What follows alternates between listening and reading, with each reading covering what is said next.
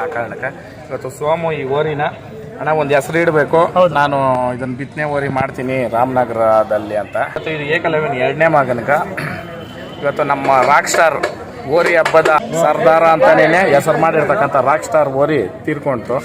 ಅದರ ಸ್ಮರಣಾರ್ಥಕವಾಗಿ ಮತ್ತು ಅಭಿಮಾನಿಗಳ ಕೋರಿಕೆ ಮೇರೆಗೆ ಇದನ್ನ ಹಳ್ಳಿಕಾರ್ ರಾಕ್ ಸ್ಟಾರ್ ಅಂದ್ಬಿಟ್ಟು ಇದ್ರಕ್ಕೆ ಹೆಸರು.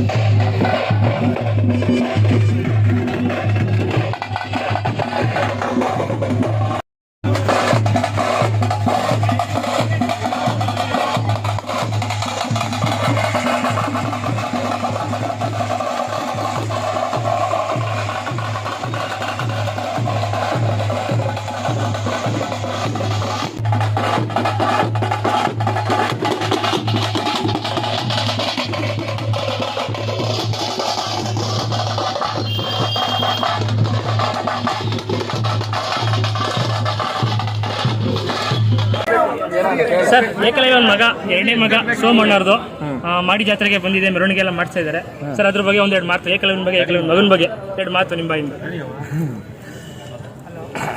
ಅಲ್ಲ, ಏಕಲವ್ಯ ಅಂದ್ರೇನೆ ನಮ್ಮ ಹಳ್ಳಿಕಾರಲ್ಲಿ ಒಂದು ಬ್ರ್ಯಾಂಡ್ ಅದು.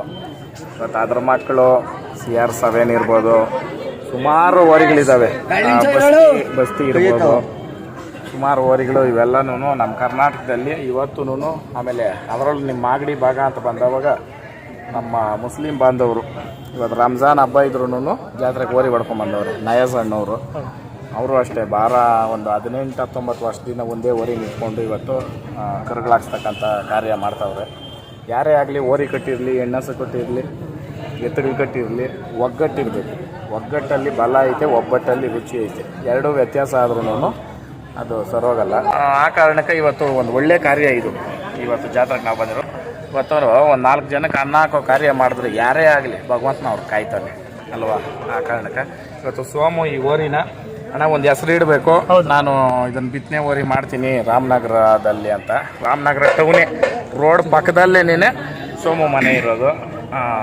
ಅರ್ಚಕರಳ್ಳಿ ಅವರು ವಿಜಯಣ್ಣವ್ರು ಇರ್ಬೋದು, ಅವರನ್ನು ಓರಿ ಕಟ್ತಾರೆ. ಇವತ್ತು ಇದು ಏಕಲವ್ಯನ 2ನೇ ಮಗನಿಗ ಇವತ್ತು ನಮ್ಮ ರಾಕ್ ಸ್ಟಾರ್ ಓರಿ ಹಬ್ಬದ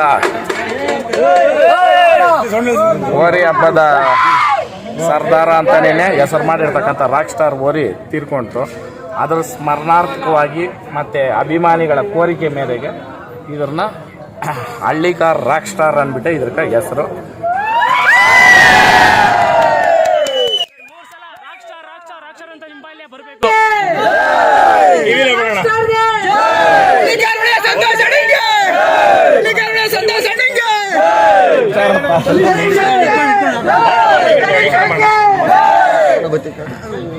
ಬಸವಣ್ಣ ಕಿವಿಯಾಗಿ ಹೇಳ್ಬೇಕು, ಯಾಕೆ ಕಿವಿಯಾಗಿ ಹೇಳಿದ್ರು ಆಯ್ತು. ಏನಪ್ಪ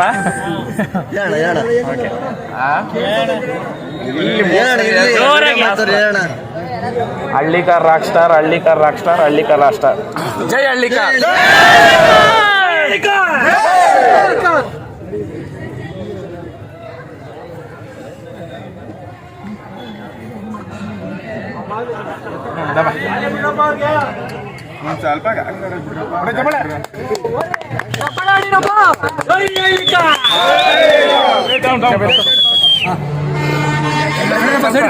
ಬರ್ರಪ್ಪ ಈಗ ಆಯ್ತು ಒಂದು ಸ್ವಲ್ಪ ದಿಲೀಪ